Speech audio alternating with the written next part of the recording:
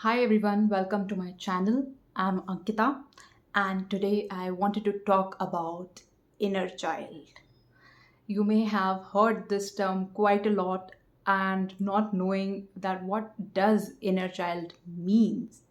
You would have noticed that majority of your reaction to life, majority of your understanding of life and relationships are dependent on your childhood.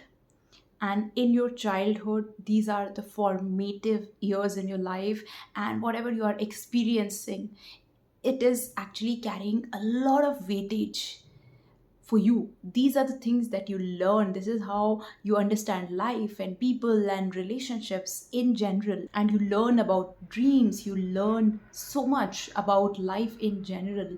And when we are a kid, we are often mistaken by adults in our life as someone who doesn't know, because they are ignorant, they are small little kids, they are innocent, they don't really know about the worldly ways of life.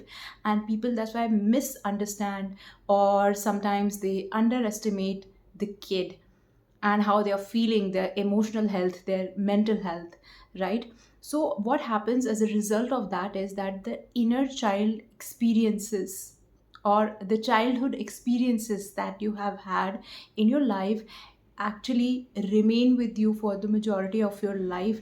They leave such a snapshot in your memory, in your mind, in your heart, and in the deeper part of your soul, that essentially becomes who you are as an adult.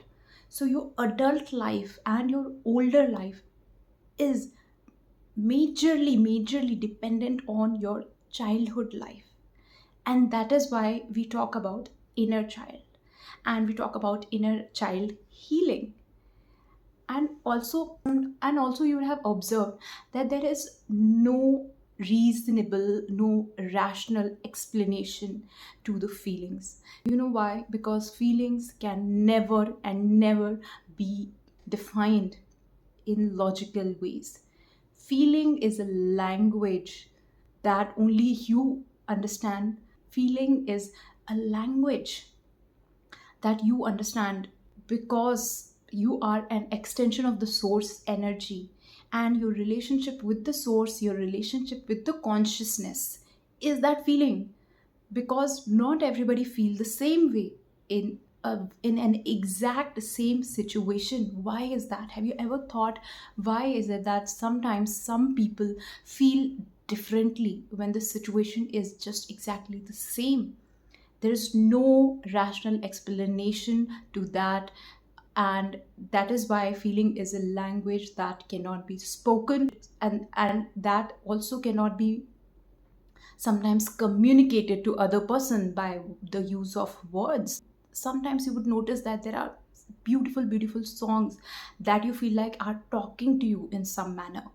And again, they invoke certain feelings in you, certain emotions with you, certain memories with you. All these all these things are evoking something deep within you that you can just feel. And the moment you think that you there and the moment you try to express them using words, the value decreases, because the feeling and the emotions is your connection to your consciousness, connection to your source. And that could only be felt, right? So that is why emotions are important, your feelings are important. And more important than that is that you process your emotions. And because, as like I said earlier, the childhood experiences pretty much define or shapes who you become as an adult, it is very important to revisit those childhood emotions and experiences. And that is where the inner child healing comes in, because you would know what I'm talking about.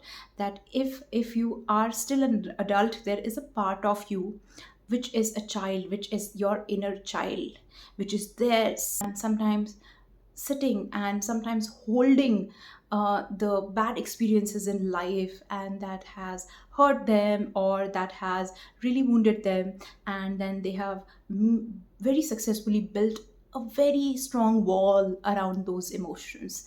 And that is where you have to release your inner child and process those emotions, process those wounds, heal those wounds, and re-establish that feeling relationship between you and your source, between you and your creator, and start seeing life the way you saw when you were a little kid.